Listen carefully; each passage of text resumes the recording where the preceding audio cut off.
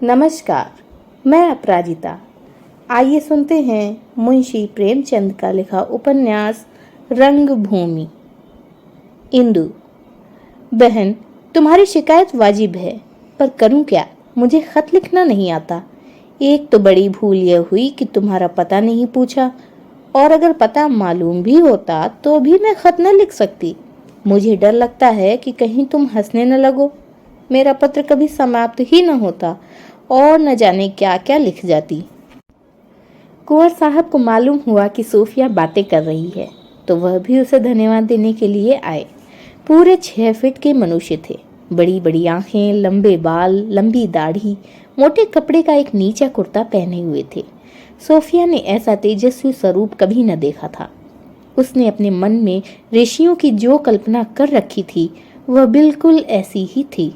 इस विशाल शरीर में बैठी हुई विशाल आत्मा को वह दोनों नेत्रों से ताक रही थी। सोफी ने सम्मान भाव से उठना चाहा, पर कुंवर साहब मधुर सरल स्वर में बोले, बेटी लेटी रहो, तुम्हें उठने में कष्ट हो। मैं बैठ जाता हूँ। तुम्हारे पापा से मेरा परिचय है, पर क्या मालूम था कि तुम मिस्टर सेवक की बेटी हो। मैंने उन्हें बुलाया है, लेकिन मैं कह देता हूँ, मैं अभी तुम्हें जाने न दूंगा। यह कमरा अब तुम्हारा है, और यहाँ से चले जाने पर भी तुम्हें एक बार नित्य यहाँ आना पड़ेगा। जानवी, यहाँ पियानो मंगवा कर रख दो। आज मिस सोहराब जी को बुलाकर सोफिया का एक तैल चित्र खिंचवाओ। सोहराब जी ज्यादा कुशल हैं, पर मैं नहीं चाहता कि सोफिया को उनके सामने बैठना पड़े। वह चित्र हमें याद दिलाता रहेगा कि किसने महान संकट के अवसर पर हमारी रक्षा की। रानी, कुछ नाज भी दान करा दूं? यह कहकर रानी ने डॉक्टर गांगुली की ओर देखकर आंखें मटकाईं। कुंवर साहब तुरंत बोले, फिर वही ढकोसले। इस जमाने में जो दरिद्र है उसे दरिद्र होना चाहिए, जो भूखों मरता है उसे भूखों मरना चाहिए। जब घंटे 2 घंटे की मेहनत से खाने भर को मिल सकता है, तो कोई सबब नहीं कि क्यों कोई आदमी भूखों मरे। दान ने हमारी जाति में जितने आलसी पैदा कर दिए हैं, उतने सब देशों ने मिलकर भी न पैदा किए होंगे। दान का इतना महत्व क्यों रखा गया, यह मेरे समझ में नहीं आता। रानी, ऋषियों ने भूल की कि तुमसे सलाह न ले ली। कुंवर, हाँ, मैं होता तो साफ कह देता। आप लोग यह आलस्य, कुकर्म और अनर्थ का बीज बो रहे हैं। दान आलस्य का मूल है, और आलस्य सब पापों का मूल है। इसलिए दान ही सब पापों का मूल है। कम से कम पोषक तो अवश्य ही है। दान नहीं, अगर जी चाहता हो तो मित्रों को एक भोज दे दो। डॉक्टर गांगुली, सोफिया, तुम राजा साहब का बात सुनता है? तुम्हारा प्रभु मसीह तो दान को सबसे बढ़कर महत्व देता है। तुम कुंवर साहब से कुछ नहीं कहता? सोफिया ने इंदु की ओर देखा और मुस्कुराकर आंखें नीची कर लीं, मानो कह रही थी कि मैं इनका आदर करती हूँ, नहीं तो जवाब देने में असमर्थ नहीं हूँ। सोफिया मन ही मन इन प्राणियों के पारस्परिक प्रेम की तुलना अपने घर वालों से कर रही थी। आपस में कितनी मोहब्बत है। माँ बाप दोनों इंदु पर प्राण देते हैं। एक मैं अभागिनी हूँ कि कोई मुंह भी नहीं देखना चाहता। 4 दिन यहाँ पड़े हो गए, किसी ने खबर तक न ली, किसी ने खोज ही न की होगी। मामा ने तो समझा होगा कहीं डूब मरी। मन में प्रसन्न हो रही होंगी कि अच्छा हुआ, सिर से बला टली। मैं ऐसे सहृदय प्राणियों में रहने योग्य नहीं हूँ। मेरी इनसे क्या बराबरी। यद्यपि यहाँ किसी के व्यवहार में दया की झलक भी न थी, लेकिन सोफिया को उन्हें अपना इतना आदर सत्कार करते देखकर अपनी दीनावस्था पर ग्लानि होती थी। इंदु से भी शिष्टाचार करने लगी। इंदु उसे प्रेम से तुम कहती थी, पर वह उसे आप कहकर संबोधित करती थी। कुंवर साहब कह गए थे, मैंने मिस्टर सेवक को सूचना दे दी है, वह आते ही होंगे। सोफिया को अब यह भय होने लगा कि कहीं वह आ न रहे हों। आते ही आते मुझे अपने साथ चलने को कहेंगे। मेरे सिर फिर वही विपत्ति पड़ेगी। इंदु से अपनी विपत्ति कथा कहूँ तो शायद उसे मुझसे कुछ सहानुभूति हो। वह नौकरानी यहाँ व्यर्थ ही बैठी हुई है। इंदु आई भी तो उससे कैसे बातें करूंगी। पापा के आने के पहले एक बार इंदु से एकांत में मिलने का मौका मिल जाता तो अच्छा होता। क्या करूं, इंदु को बुला भेजूं? न जाने क्या करने लगी। पियानो बजाऊं तो शायद सुन कर आए। उधर इंदु भी सोफिया से कितनी ही बातें करना चाहती थी, रानी जी के सामने उसे दिल की बातें करने का अवसर न मिला था। डर रही थी कि सोफिया के पिता उसे लेते गए तो मैं फिर अकेली हो जाऊंगी।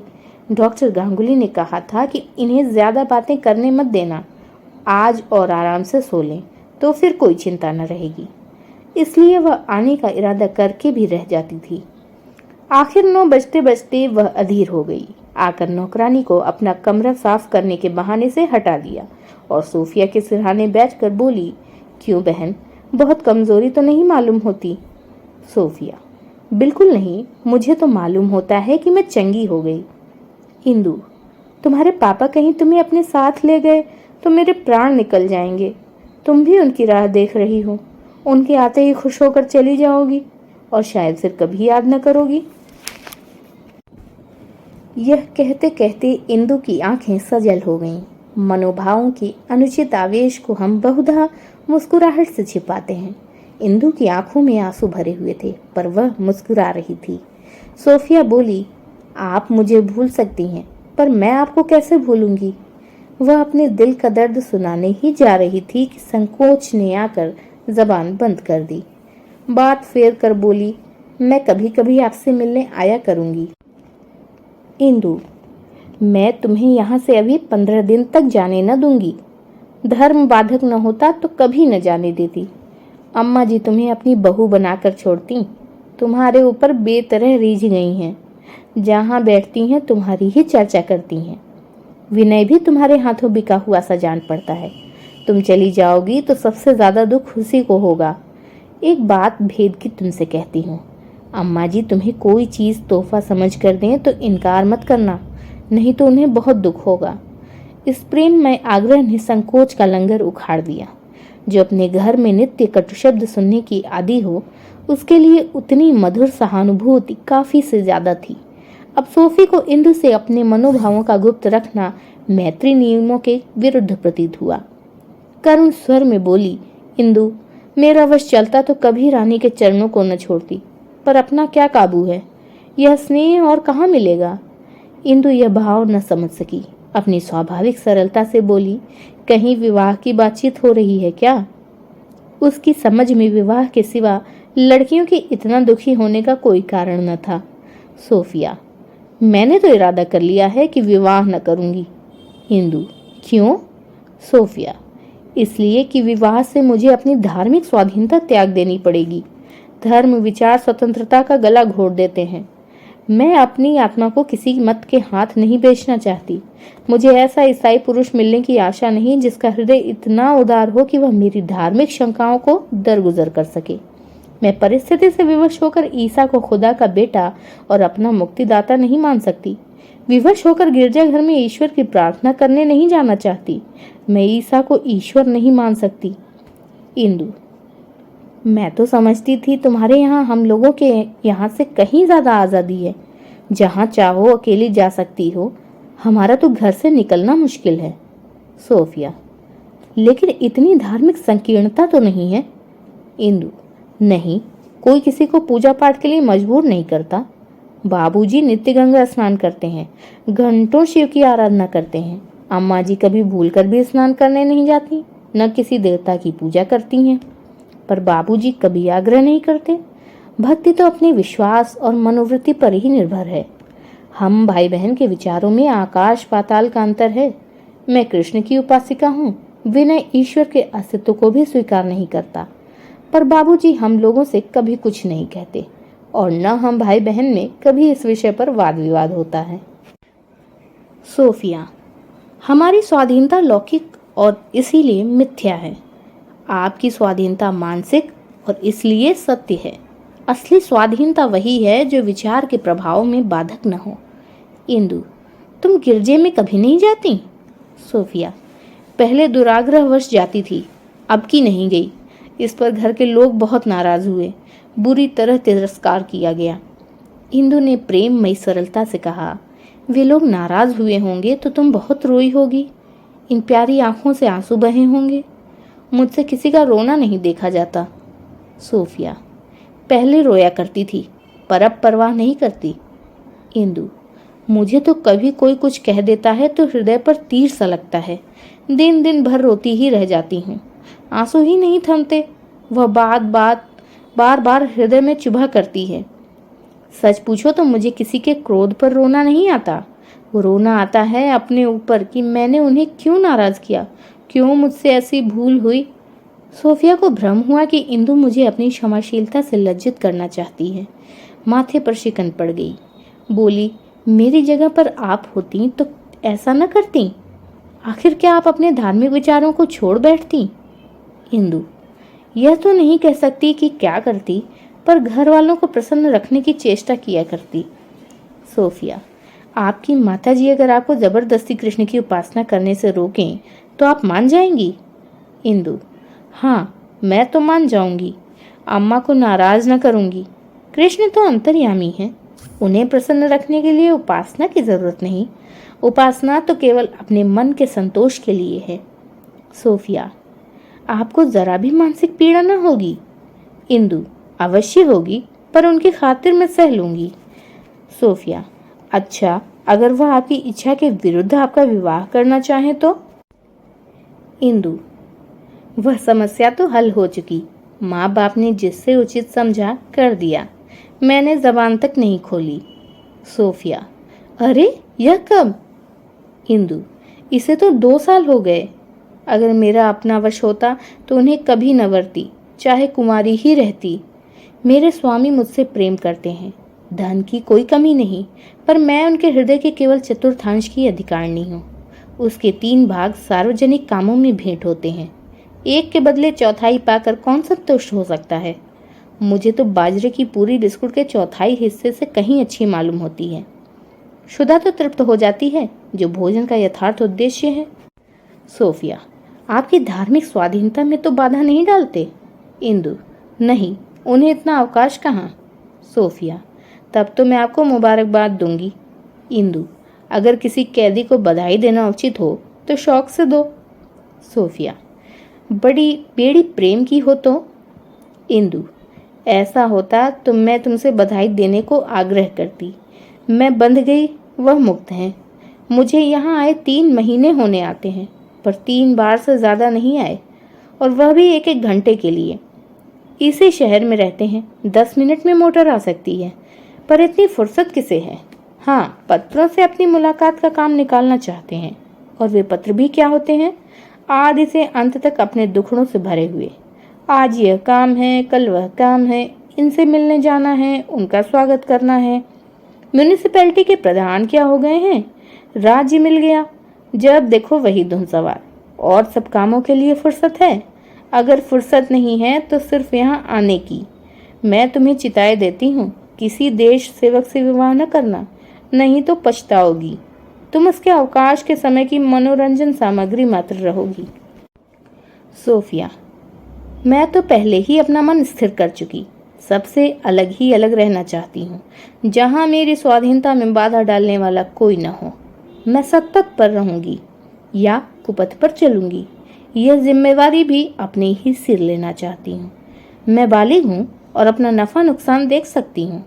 आजन्म किसी की रक्षा में नहीं रहना चाहती, क्योंकि रक्षा का कार्य पराधीनता के सिवा और कुछ नहीं। इंदु, क्या तुम अपने मामा और पापा के अधीन नहीं रहना चाहती? सोफिया, न, पराधीनता में प्रकार का नहीं, केवल मात्राओं का अंतर है। इंदु, तुम मेरे ही घर क्यों नहीं रहती? मैं इसे अपना सौभाग्य समझूंगी, और अम्मा जी तो तुम्हें आंखों की पुतली बनाकर रखेंगी। मैं चली जाती हूँ तो वह अकेले घबराया करती हैं। तुम्हें पा जाएं तो फिर गला न छोड़ें। कहो तो अम्मा से कहूँ, यहाँ तुम्हारी स्वाधीनता में कोई दखल न देगा। बोलो, कहूँ जाकर अम्मा से? सोफिया, नहीं, अभी भूल कर भी नहीं। आपकी अम्मा जी को जब मालूम होगा कि इसके माँ बाप इसकी बात नहीं पूछते, मैं उनकी आंखों से भी गिर जाऊंगी। जिसकी अपने घर में इज्जत नहीं, उसकी बाहर भी इज्जत नहीं होती। इंदु, नहीं सोफी, अम्मा जी का स्वभाव बिल्कुल निराला है।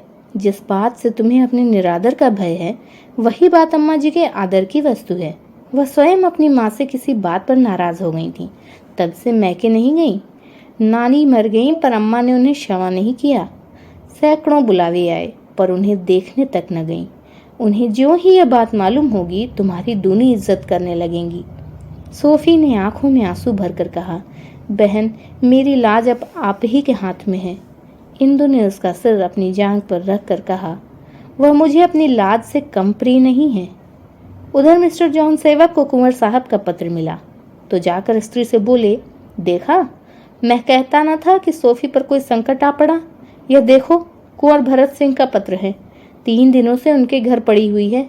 उनके एक झोंपड़े में आग लग गई थी, वह भी उसे बुझाने लगी, वहीं लपट में आ गई। मिसेस सेवक, ये सब बहाने हैं। मुझे उसकी किसी बात पर विश्वास नहीं रहा। जिसका दिल खुदा से फिर गया, उसे झूठ बोलने का क्या डर। यहाँ से बिगड़ कर गई थी, समझा होगा घर से निकलते ही फूलों की सेज बिछी हुई मिलेगी। जब कहीं शरण न मिली तो यह पत्र लिखवा दिया। अब आटे दाल का भाव मालूम होगा। यह भी संभव है खुदा ने उसके अविचार का यह दंड दिया हो।